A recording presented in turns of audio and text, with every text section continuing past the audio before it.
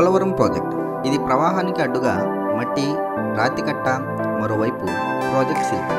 దేశంలోనే భారీ diaphragm wall, 80 అడుగుల నుంచి స్ప్లిట్వే కాంక్రీట్ భౌగోళిక సమస్యలకు కొత్త పరిష్కారం.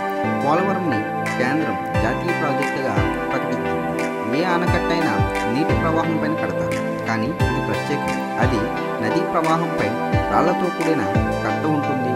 ఇది నదీ ప్రవాహాన్ని అడ్డుకొని దాని ద్వారా నీటి ప్రవాహం స్ప్లిట్వేని తాకుతుంది. నీటి విడుదల స్ప్లిట్వే నుంచి జరుగుతుంది.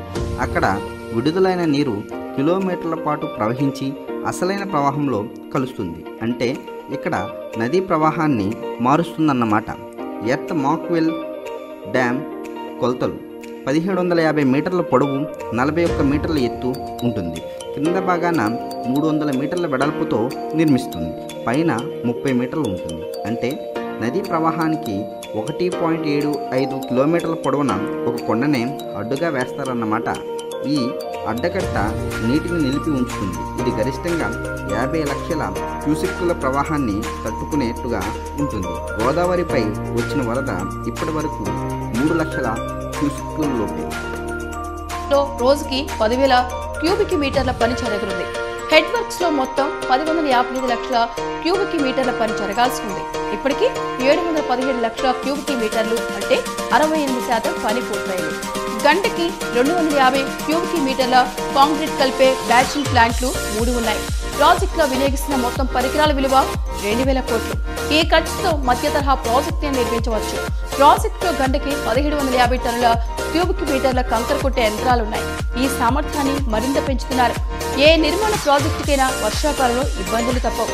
అయితే పోలవరం పనులు మాత్రం ఎండ కాసినా వాన కురిసినా ఆగవు. వర్షాకాలంలో స్పిల్వే నిర్మాణ ప్రాంతంలో చేరే నీటిని తోడి నదిలో కలిపేందుకు 350 HP మోటార్లను ఉపయోగిస్తున్నారు. గట్టిగా ఉండి 200 మీటర్ల వరకు కాంక్రీట్ తీసుకెళ్లి వేయగల ఫుట్ మిస్టర్ టెలిబెల్ట్ యంత్రాన్ని ప్రత్యేకంగా తెప్పించారు. అలాగే 130 మీటర్ల దూరం వరకు కాంక్రీట్ ని వేయగల యంత్రాలు ఉన్నాయి. ప్రాజెక్టు పనిలో 3-4 వేల మంది పనిచేస్తున్నారు. ఒక దశలో ఇది 10,000 మందికి చేరుతోంది. అంటే ఒక మోస్తరు ఊరే ప్రాజెక్టు పనిలో నిమగ్నమవుతుందన్నమాట.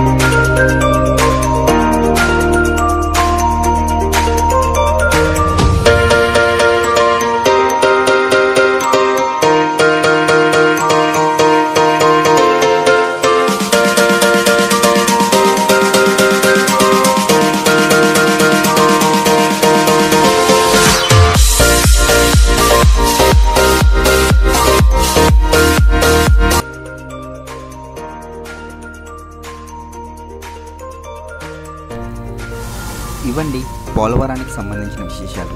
సో మరిన్ని ఇలాంటి విజిట్స్ చేయడానికి పర్మిషన్ ఇచ్చిన వారందరికీ కూడా మాకు కృతజ్ఞతలు. సో వీడియో కనుక మీకు నచ్చినట్లయితే లైక్ చేయండి, షేర్ చేయండి. అలాగే తప్పకుండా నా ఛానల్ని మాత్రం సబ్స్క్రైబ్ చేయండి. Thank you very much.